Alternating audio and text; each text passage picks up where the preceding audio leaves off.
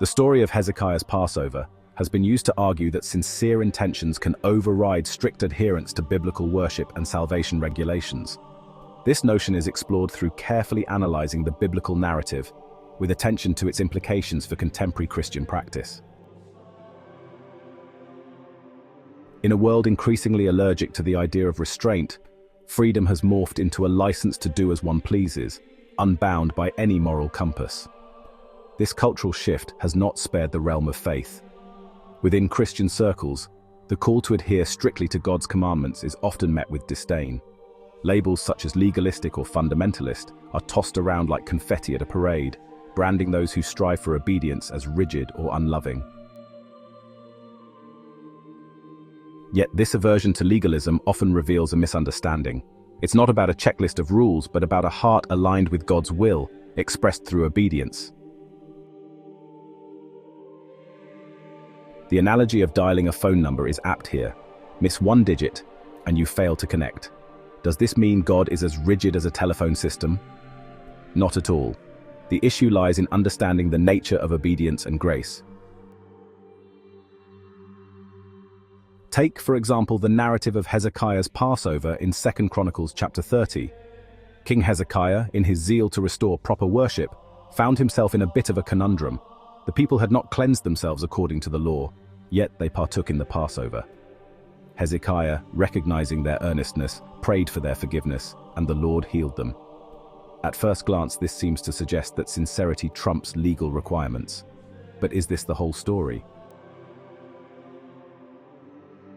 To grasp the full picture, one must consider the broader context.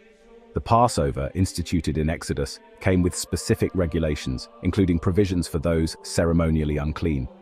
God, in his wisdom, allowed for a second Passover for those unable to participate in the first due to impurity or distance, as outlined in Numbers chapter 9, verses 6 through 12. This was not a loophole, but a divine accommodation for genuine impediments. In Hezekiah's time, the northern tribes were in disarray, partly due to Assyrian captivity and neglect of Mosaic laws.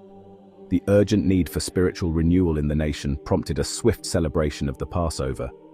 The people's failure to purify themselves was not due to disdain for God's law, but the practical constraints of their situation. Here lies the crux. God's grace doesn't negate the necessity of obedience, it works through it. Hezekiah's prayer and God's response highlight a principle consistent throughout Scripture. God looks at the heart, but he also expects adherence to his commands. The allowance for a delayed Passover was not a carte blanche for neglecting purification rituals. It was an acknowledgement of human limitations and a call to strive for compliance within those limits.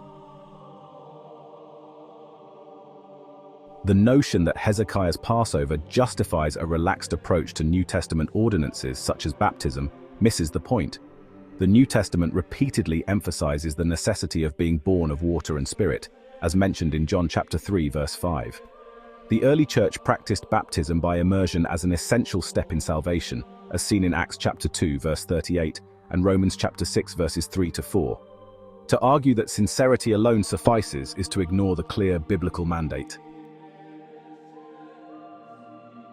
Consider a modern parallel.